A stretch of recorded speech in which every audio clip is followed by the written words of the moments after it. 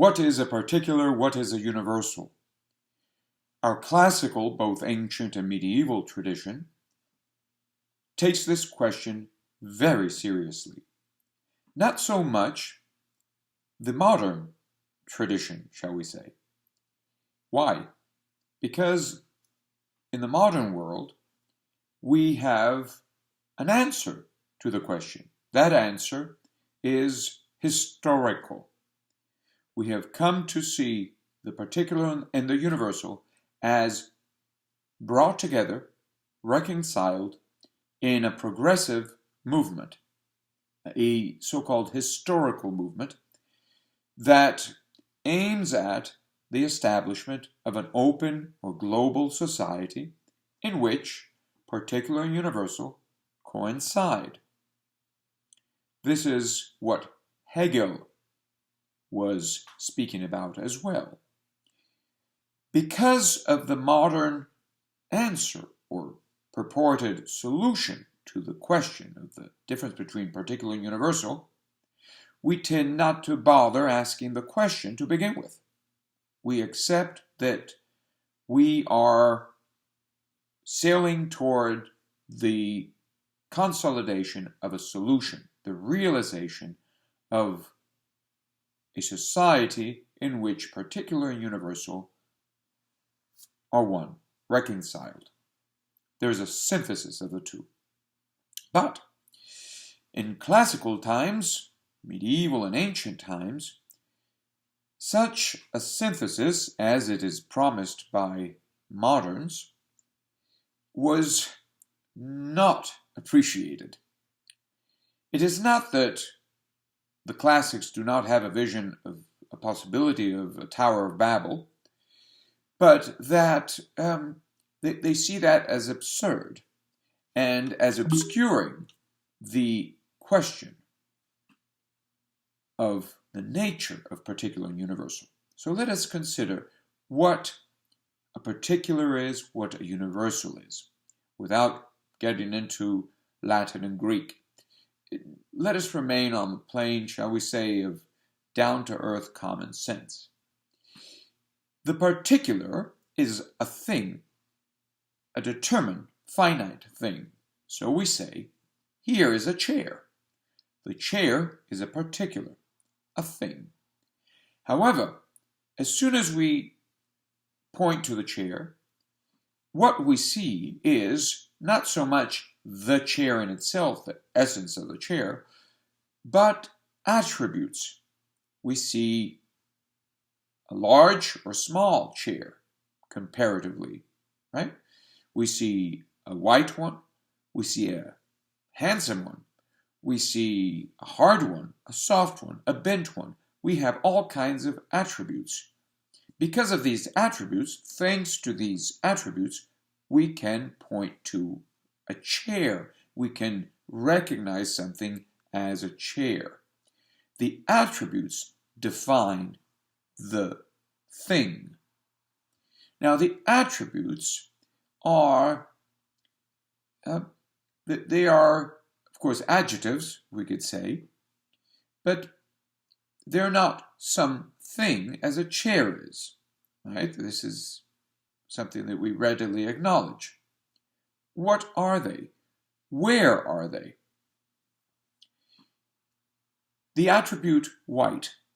The chair is white.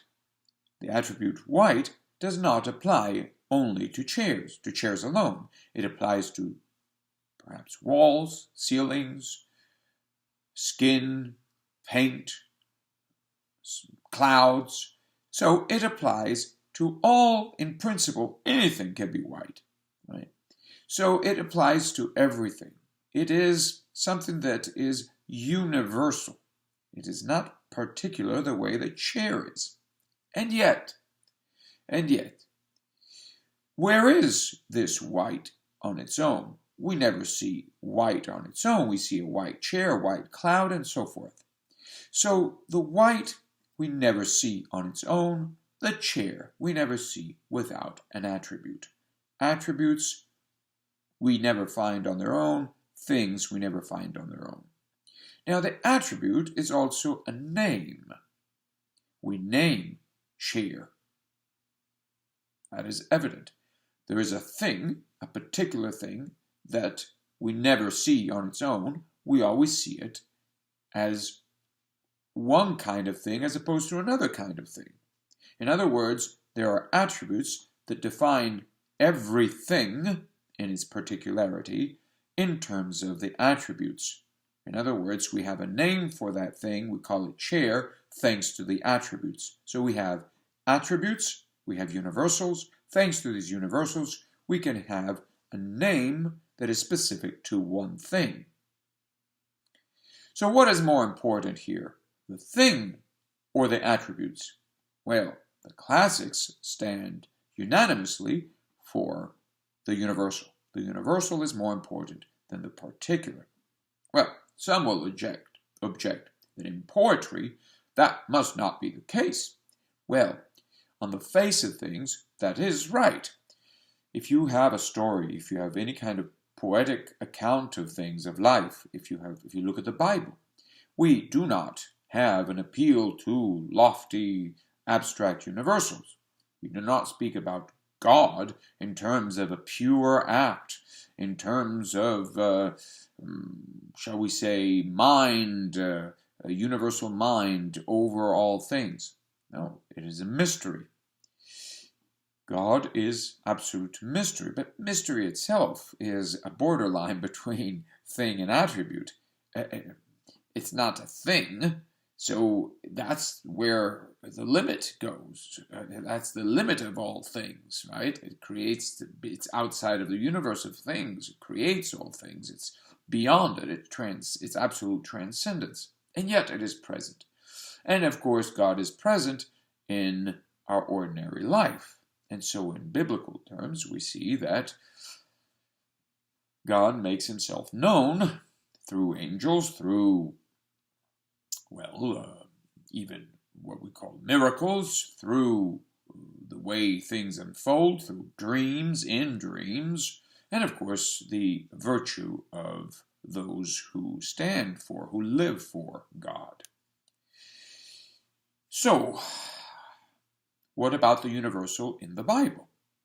It is implicitly a priority with respect to the particular. The particular, after all, is a body. It dies. What does not die is that in man which is divine or spiritual. Man is the breath of God within the earthly element, the earth, the humus, the clay.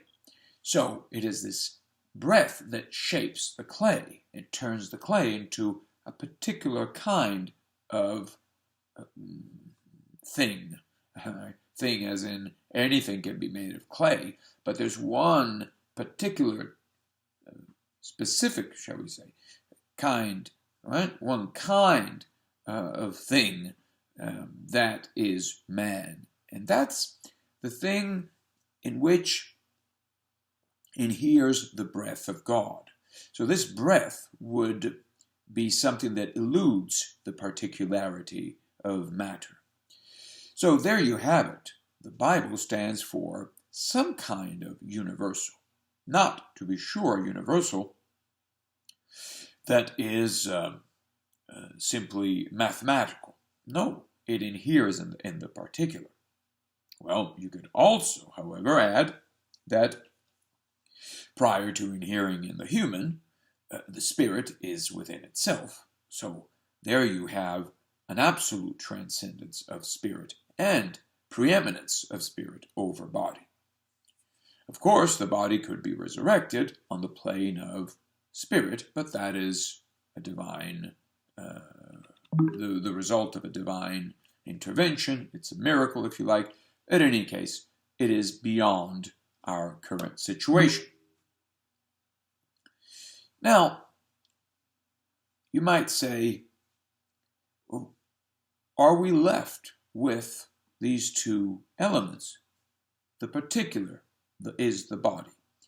Spirit or mind is the universal that is understood here in terms of forms. Right? White, beauty, justice. All of these things, or the just, that which is the just being justice. Not the just man, but simply that which is just in itself, so justice. So all of these forms of the understanding, why are they forms of the understanding? Because without them, you cannot understand man, for example. You cannot understand a man simply by looking at little pieces of meat. That's indistinguishable from the donkey. To understand man as man, you need to look at forms of the understanding that will allow you to discern the humanity of that particular thing, which we then call man. Thanks to these forms, we can identify, discriminate, right, distinguish one animal from another, one life form from another. We need universals. Our language, our speech, our understanding, however limited, partial, obscured, confused it may be, presupposes the presence of universals and somehow the inherence of those universals in the particular thing, somehow. Are there such things as universals? Evidently. But what is their actual status? Have we perhaps dreamt of universals? Are the universals absolutely empty in themselves, and then they fill themselves up with the thing once they're applied? Are they simply mathematical entities, as nominalists would have it, devoid of their own substance? And then they're applied by the human,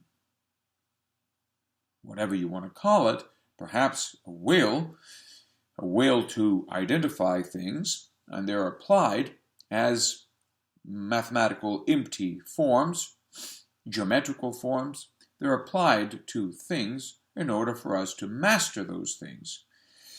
Consider, for instance, The Little Prince, Le Petit Prince, the story usually told, read to children, and we have this somewhat of a mockery of these modern mathematicians or whatnot, or scientists, who assume that they have mastered the universe just because they can name it or quantify it, or give a number to everything. So as soon as they name something, as soon as they give a quantity to it, they have mastered it, they have tamed it, they have kept all danger at bay. Now they feel safe, they're comfortable, and they can die in peace. Of course, they are dreaming. So now, is that what universals really are? Are they simply sort of maybe even projections of the human psyche? We invent 1, 2, 3 that are useful to naming things, to finding our way through the swamp of life, and so we can use these forms to master nature. Again, this is somewhat of the nominalist position, as it used to be called, which then turns into the pragmatist to positivist tradition in the modern world. Is that what universals are? Well, the classics would reject this as ultimately as rubbish, but if not as heresy or simply a mistake, an error. At any rate, by and large, classical civilization, both ancient and modern, remains Platonic. This is to say that it's not nominalistic, which is to say that it attributes, that's another attribute, right? Attributes substance to the attributes. So the forms of the understanding allow us to understand, and they precede our own will to master anything. They're not primarily there for us to master the particular. To master the particular would mean to replace the forms with our own will. That's a voluntarist position. So this attempt to reduce the ideas, the forms of the forms of intelligibility, the forms that help us understand things, with our own will. This is an essentially, ultimately, when we take this very seriously, it's a modern position. We have intimations of it in the ancient world, but when it's taken seriously on a global scale, a public scale, then it is an essentially modern position. What we seek is not the ascent to the heavens, where God is king. What we seek is the triumph of our will here on earth through the instrumentalizing of the forms of the understanding. Now, this is you could say, a Faustian game, a Tower of Babel project. At any rate, the result is not what the classics stand for, and what is more, it does not really help us understand what the classics are teaching us. What are they teaching us? In what respect are forms substantive? Well, in classical terms, and here a good source for an explanation would be Jacob Klein, his work on mathematics, Greek mathematics and arithmetic and numbers. So it's quite helpful for those who want who seek an elaborate articulation of the problem. But let us look very simply at a circumstance of life. Who is it that counts a lot in down-to-earth life? It is the merchant. The merchant needs to count because, well, that's his trade. He has to weigh things and so forth. Now, of course, he needs a unit measurement. So, in the ancient world, obviously, you have these merchants who count a lot. And they tend to be mercenaries. However, the law is not mercenary by its very nature. Political things are not mercenary. So, in classical old societies, you have a tension between the merchants and, well, the law. Now, the law, it takes into account this problem of quantification. The law is primarily about quality, right and wrong, right? True or false, quality. And so it understands these quantities in terms of quality. Now, common sense tells us, not necessarily modern corrupt or fake common sense, but classical common sense, or even the common sense of a child that is not abused mentally, tells us that these quantities, shall we say, the numbers, prior to belonging to any particular thing, stand on their own. But they cannot stand absolutely on their own. So they must belong to something prior to belonging to, let's say, this lamb, white lamb. White, prior to belonging to the lamb, belongs to something else. Well, is it a chicken? Is it a wall? Is it paint? Well, prior to anything, the white belongs to something. It is not, therefore, simply a unit of measurement. So the merchants are wrong. Right? Ultimately, fundamentally, numbers are not simply 1, 2, 3, but have a value. So they're values. It's first, second, third. So in an absolute sense, first, second, third, so here we have the distinction between cardinals and ordinals. In an absolute sense, first, second, and third have an ontological, right, primacy over 1, 2, 3. 1, 2, 3, simply mechanical merchant talk. First, second, third implies that the first is greater than second.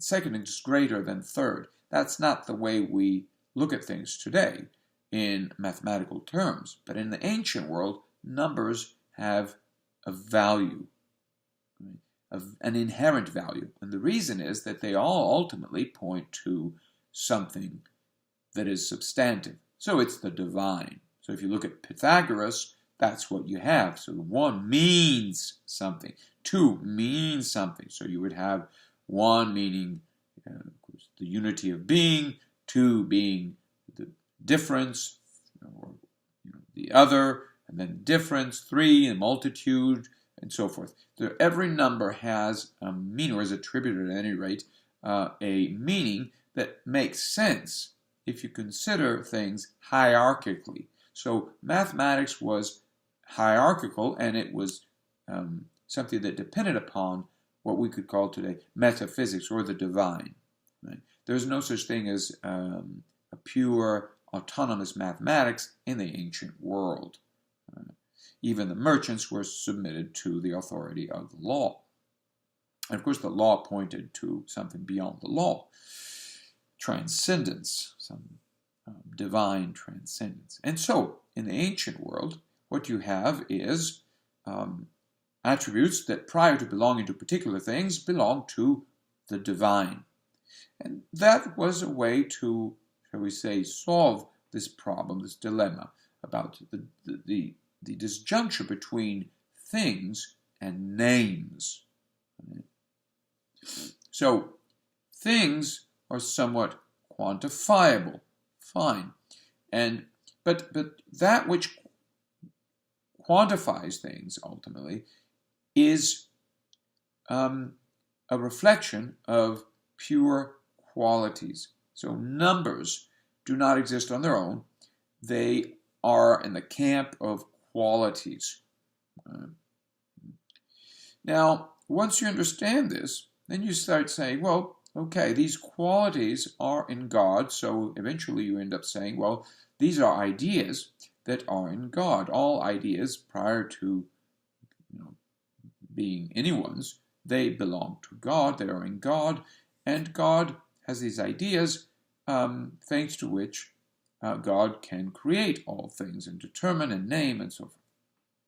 And in biblical terms and Platonic terms, this works. And so you will have classical interpreters of the Bible who read the Bible in these terms.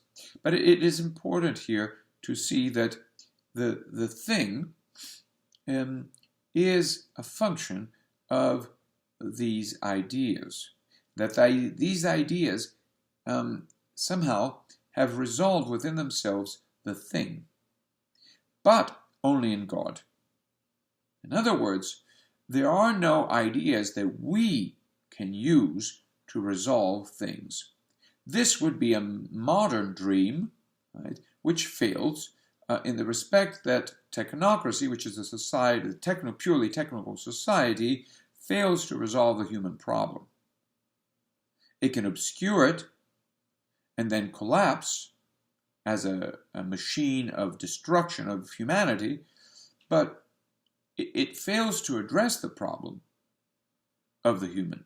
What is it that it distinguishes the human from the beast? So it tends to reduce the human being to an expendable number. Right? So again, in technocracy, the form, the attribute, is reduced to something within the range of quantities, right? So it's 0, 1 in the digital setup, right? It's numbers understood autonomously of value, of inherent value of the divine, of a divine being, of a dimension. So here we have forms that are simply technical, that therefore we can apply to things, whereas in the classical world, again, both ancient and medieval, ideas cannot be applied to things. Why? Because they're in God. So in some respect, we can say that God uses these ideas. However, the situation is more primordial than that. In the respect that then you're asking, well, what is the difference between God and the ideas? What separates the two? How does God get to the ideas? Well, it turns out that there is a mystery, of course, but that these ideas, these forms of the understanding, are forms primarily of the understanding. In other words, they belong to an understanding that is primordial. And in this sense, it would be fair to say that what is meant by God is this primal understanding, an understanding that is disclosive. It discloses things. So we can speak about the light, right? That establishes order, right, in its own function. It's light that comes out of itself and goes back into itself. There is we have various classics that address this question. A recent title, Medieval Teachers of Freedom, addresses this with respect to medieval sources. But the way we articulate this problem is one thing. The sense that we have that there is some mystery that is underlying our articulations, this is something that is common to all of us, and prior to doubting it, we take it for granted. And when we doubt it, our doubt is based on this a kind of will to reject what we take for granted. Now, where does this will come from? It's not necessarily something that is to be left alone without asking, without asking about its source. At any rate, here is the story. So, what is the universal? What is the particular? Which one is preeminent over the other? And when we moderns say that the particular is more important, and so we have identity politics, I identify myself, so there's this will to treat the particular as almost the divine. And so I love my body, not I love God. I love my body, and I want to be in my body. Maybe I'm not my body, but I can identify as my body. And so this caring for the body, this focus on the particular, on the historical, as we call it today, meaning basically everything that is factual, that is finite. In fact, this focus presupposes a context, right? The context that allows us all to focus on the particular, and that context is very often left in the dark. We just don't look at it. We take it for granted. That context turns out to be a form. This form that is not considered is the form of the machine, the mechanical society we live in, the technical society that drives us to focus on the particular without noticing the forest. We forget the forest for the trees. And so we misunderstand the trees, because if you don't see the tree in light of the forest, then you don't understand what is really there, that it's part of something bigger, larger. So here we have a difficulty that we face every single day. We don't quite understand what we're talking about when we say, oh, that's a fact. Well, yes, but in what context? And if you don't look at the context, well, you might say, yeah, I don't care about the context. It's right here. It's concrete. It's ready at hand. Well, that's barbaric as a response. In other words, there's a factum brutum. So, here's my fist. Here, truth is in the barrel of a gun. The brute, it has this attitude. And, that's not really human as an attitude. It's brutish. So, if we seek, desire freely, to the extent that we do, to understand what is meant by universal and particular, then we're back at this question of the body and the soul. So which one should we take care of above all? Well, how can I take care of my soul if I am hungry? Right, but I don't eat just for the sake of filling up the body. I eat so that I have the energy to turn toward the good, to do good with the body. Right? So something gives me the food. There's a reason why I have food. That reason may turn out to be ultimately that I am called to do good with my body. So if I cannot apply these ideas to the body, to turn the body into God, if only collectively, so let's turn, let's construct God, and that which we construct is the Tower of Babel. If that's not what I am destined for, what I am born for, what am I born for? Well, in classical terms, I am born, again, to see the body in light of spirit. And so to order the body toward spirit, to reflect spirit. Not primarily or primordially anyone's spirit. In other words, it's not that there is a superhero that we all have to imitate, but to reflect the fundamental referent of all ideas, so God. So in all things, I am born to witness, to bear witness to, right? To reflect the divine. And again, what is the divine all about? It's about this understanding that has its own forms, right? That generates out of itself its forms. Why would there be forms and not one form? Well, this is another big question that we're not here to exhaust or resolve here. But you could say in very plain, sketchy terms, if you like, but not in the good sense of sketchy, that the classics will speak of a noetic heterogeneity, right? So there is a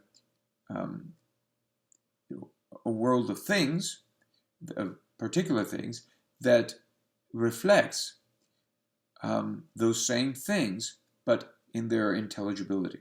In other words, the divine has a pleroma, as its fullness, that brings forward as sun rays, right, rays of light,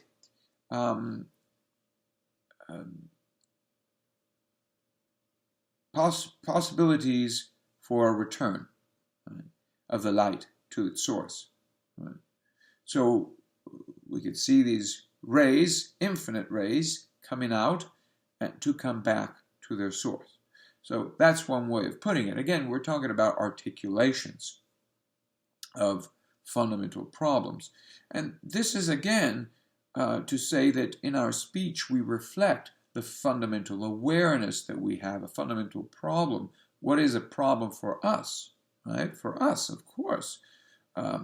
So the ideas, these rays of light, if you like, that help us understand, the forms of the understanding, that help us understand also that God is not simply one thing on its own, but it's a source of understanding, and also what is understandable in and of itself. So being, ultimately, there's one word for that, but in a transcendent sense, God is therefore not one monolith, right? But an act. So it's an activity, right? So an activity, however, not to be understood in practical, pragmatic terms, but as something that is active, right, at the heart of all things, and so that generates things. It's a generative act. Again, not for the sake of something else, but for its own sake. It's an act that generates possibilities in terms of potentialities. Everything has a potential for a fullness that is found ultimately only in God.